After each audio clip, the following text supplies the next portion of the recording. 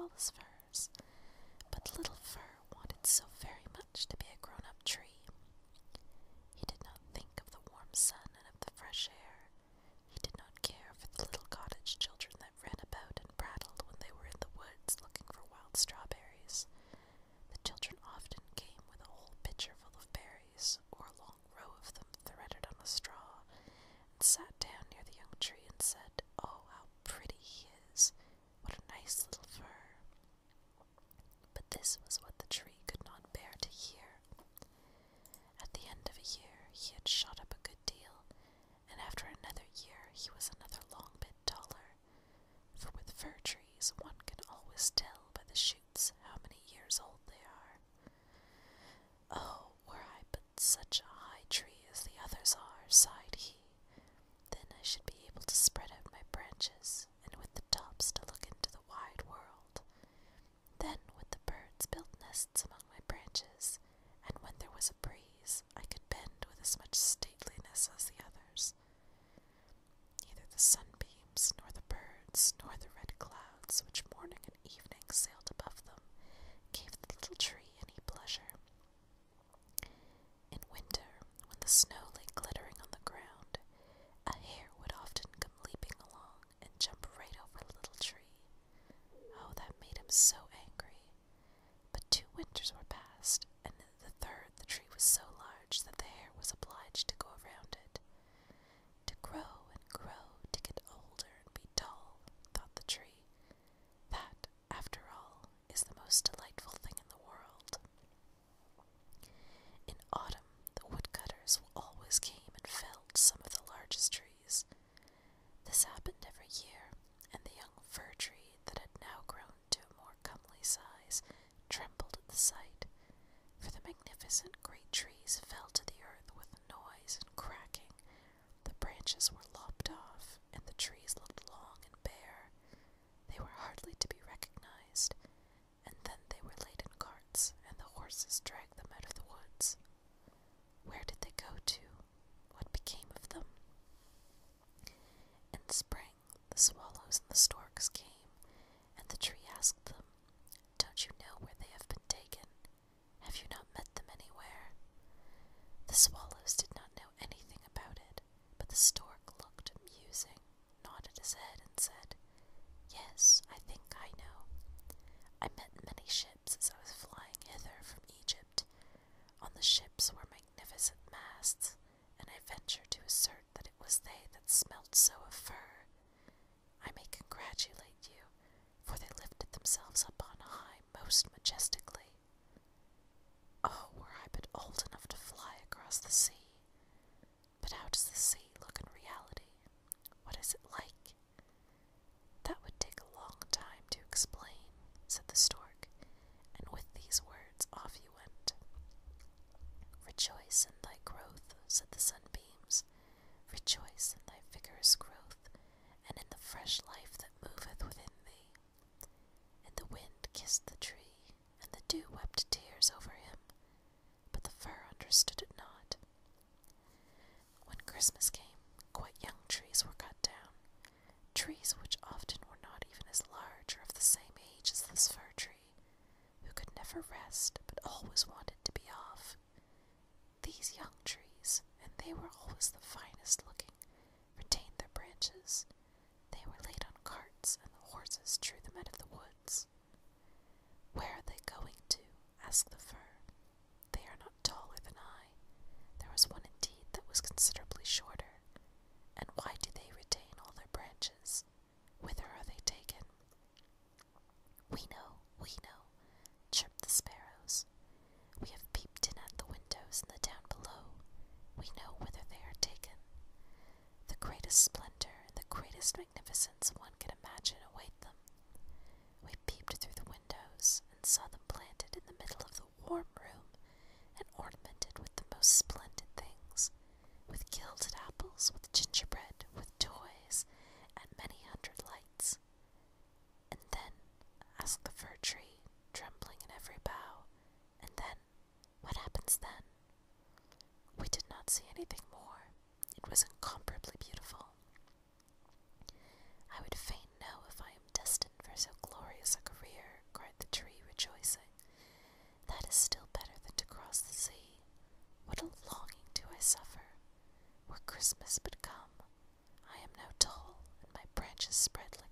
presents that were carried off last year.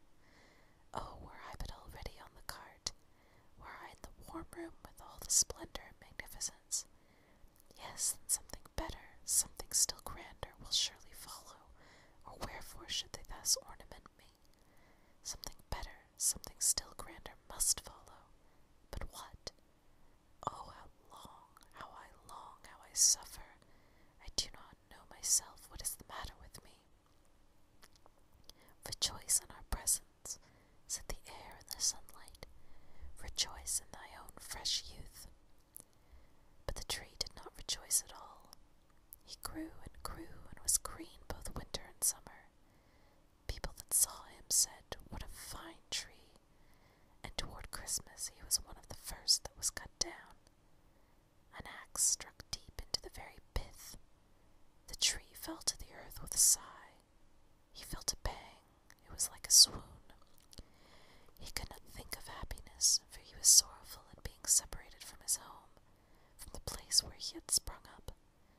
He knew well that he should never see his dear old comrades, the little bushes and flowers around him, any more. Perhaps not even the birds. The departure was not at all agreeable. The tree only came to himself when he was unloaded in a courtyard with the other trees, and heard a man say, "That one is splendid, we don't want the others." Then 2 servants came in rich livery, and carried the fir tree into a large and splendid drawing room. Portraits were hanging on the walls, and near the white porcelain stove stood 2 large Chinese vases with lions on the covers. There too were large easy chairs, silken sofas, large tables full of picture books and full of toys worth hundreds and hundreds of crowns.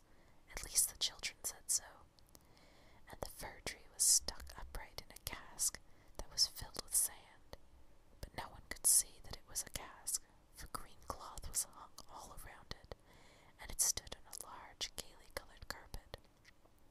Oh, how the tree quivered! What was to happen? The servants, as well as the young ladies, decorated it. On one branch there hung little nets cut out of colored paper, and each net was filled with sugar plums, and among the other boughs gilded apples and walnuts were suspended, looking as though they had grown there, and little blue and white tapers were placed among the leaves. Dolls that looked for all the world like men, the tree had never beheld such before, were seen among the foliage, and at the very top a large star of gold tinsel was fixed. It was really splendid, beyond description splendid. "This evening," said they all, "how it will shine this evening." Oh, thought the tree, if the evening were but come, if the tapers were but lighted, and then I wonder what will happen. Perhaps the other trees in the forest will come to look at me. Perhaps the sparrows will beat against the window panes. I wonder if I shall take root here, and winter and summer stand covered with ornaments. He knew very much about the matter, but he was so impatient that for sheer longing he got a pain in his back, and this with trees is the same thing as a headache with us.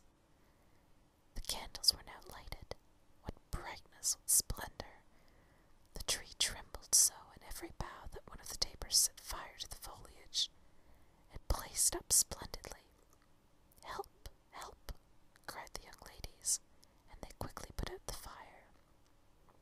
Now the tree did not even dare tremble. What a state he was in! He was so uneasy lest he should lose something of his splendor that he was quite bewildered amidst the glare and brightness, when suddenly both folding doors opened, and a troop of children rushed in as if they would upset the tree. The older persons followed quietly. The little ones stood quite still, but it was only for a moment. Then they shouted so that the whole place re-echoed with their rejoicing. They danced round the tree, and one present after the other was pulled off. "What are they about?" thought the tree. "What is to happen now?" And the lights burned down to the very branches, and as they burned down they were put out, one after the other, and then the children had permission to plunder the tree. So they fell upon it with such violence that all its branches cracked, If it had not been fixed firmly in the cask, it would certainly have tumbled down. The children danced about with their beautiful playthings. No one looked at the tree except the old nurse, who peeped between the branches, but it was only to see if there was a fig or an apple left that had been forgotten. A story, cried the children, drawing a little fat man toward the tree. He seated himself under it and said, "Now we are in the shade, and the tree can listen too. But I shall tell only one story. Now which will you have? That about Ivedy Avedy, or about Clumpy Dumpy, who tumbled downstairs, and yet after all came to the throne and married the princess?" "Ivedy Avedy," cried some. "Clumpy Dumpy," cried the others. There was such a bawling and screaming. The Fir Tree alone was silent, and he thought to himself, "Am I not to bawl with the rest? Am I to do nothing whatever?" For he was one of the company, and had done what he had to do. And the man told about Clumpy Dumpy that tumbled down, who notwithstanding came to the throne and at last married the princess. And the children clapped their hands and cried out, "Oh, go on, do go on." They wanted to hear about Ivedy Avedy too, but the little man only told them about Clumpy Dumpy. The Fir Tree stood quite still and absorbed in thought. The birds in the woods had never related the like of this. Clumpy Dumpy fell downstairs, and yet he married the princess. Yes, that's the way of the world, thought the Fir Tree, and believed it all because the man who told the story was so good-looking. Well, who knows? Perhaps I may fall downstairs too and get a princess's wife. And he looked forward with joy to the morrow, when he hoped to be decked out again with lights, playthings, fruits, and tinsel. I won't tremble tomorrow, thought the Fir Tree. I will enjoy to the full all my splendor. Tomorrow I shall hear again the story of Clumpy Dumpy, and perhaps that of Ivedy Avedy too. And the whole night the tree stood still and in deep thought. In the morning the servant and the housemaid came in. Now then, the splendor will begin again, thought the Fir. But they dragged him out of the room and up the stairs into the loft, and here in a dark corner where no daylight could enter, they left him. What's the meaning of this, thought the tree. What am I to do here? What shall I hear now, I wonder? And he leaned against the wall, lost in reverie. Time enough had he too for his reflections, for days and nights passed on, and nobody came up. And when at last somebody did come, it was only to put some great trunks in a corner out of the way. There stood the tree quite hidden. It seemed as if he had been entirely forgotten. "'Tis now winter out of doors," thought the tree. "The earth is hard and covered with snow. Men cannot plant me now, and therefore I have been put up here under shelter until the springtime comes. How thoughtful that is! How kind man is, after all! If it only were not so dark here and so terribly lonely. Not even a hare. And out in the woods it was so pleasant, when the snow was on the ground, and the hare leaped by. Yes, even when he jumped over me, but I did not like it then. It is really terribly lonely here." "Squeak, squeak," said a little mouse at the same moment, peeping out of his hole. And then another little one came. They sniffed about the Fir Tree and rustled among its branches. "It is dreadfully cold," said the mouse. "But for that it would be delightful here, old Fir, wouldn't it?" "I am by no means old," said the Fir Tree. "There's many a one considerably older than I am." "Where do you come from?" asked the mice, "and what can you do?" They were so extremely curious. "Tell us about the most beautiful spot on the earth. Have you never been there? Were you never in the larder where cheeses lie on the shelves and hams hang from above, where one dances about on tallow candles, a place where one enters lean and comes out again fat and portly?" "I know no such place," said the tree, "but I know the woods, where the sun shines and where the little birds sing." And then he told all about his youth, and the little mice had never heard the like before, and they listened and said, "Well, to be sure, how much you have seen! How happy you must have been!" "Aye," said the Fir Tree, thinking over what he had himself related. "Yes, in reality those were happy times." And then he told about Christmas Eve, when he was decked out with cakes and candles. "Oh," said the little mice, "how fortunate you have been, old Fir Tree." "I am by no means old," said he. "I came from the woods this winter. I am in my prime, and am only rather short for my age." "What delightful stories you know," said the mice, and the next night they came with 4 other little mice, who were to hear what the tree recounted, and the more he related, the more plainly he remembered all himself, and it appeared as if those times had really been happy times. But they may still come. They may still come. Klumpy Dumpy fell downstairs, and yet he got a princess, and he thought at the moment of a nice little birch tree growing out in the woods. To the fir, that would be a real charming princess. "Who is Klumpy Dumpy?" asked the mice. So then the Fir Tree told the whole fairy tale, for he could remember every single word of it, and the little mice jumped for joy up to the very top of the tree. The next night 2 more mice came, and on Sunday 2 rats even, but they said the stories were not interesting, which vexed the little mice, and they too now began to think them not so very amusing either. "Do you know only one story?" asked the rats. "Only that one," answered the tree. "I heard it on my happiest evening, but I did not know then how happy I was." "Only that one," answered the tree. "Oh, excuse me, it is a very stupid story. Don't you know one about bacon and tallow candles? Can't you tell any larder stories?" "No," said the tree. "Then goodbye," said the rats, and they went home. At last the little mice stayed away also. The tree sighed. "After all, it was very pleasant when the sleek little mice sat around me and listened to what I told them. Now that too is over, but I will take good care to enjoy myself when I am brought out again." But when was that to be? Why, one morning there came a quantity of people and set to work in the loft. The trunks were moved, the tree was pulled out and thrown, rather hard, it is true, down on the floor, but a man drew him toward the stairs where the daylight shone. "Now a merry life will begin again," thought the tree. He felt the fresh air, the first sunbeam, and now he was out in the courtyard. All passed so quickly. There was so much going on around him that the tree quite forgot to look to himself. The court adjoined a garden, and all was in flower. The roses hung so fresh and odorous over the balustrade. The lindens were in blossom. The swallows flew by and said, "Kirivit, my husband is come." But it was not the Fir Tree that they meant. "Now then, I shall really enjoy life," said he exultingly, and spread out his branches. But alas, they were all withered and yellow. It was in a corner that he lay among weeds and nettles.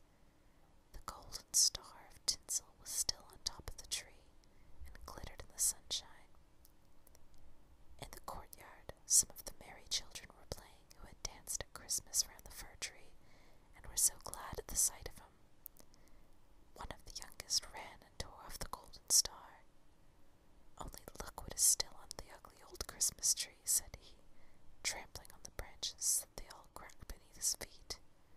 And the tree beheld all the beauty of the flowers and the freshness in the garden. He beheld himself, and wished he had remained in his dark corner in the loft.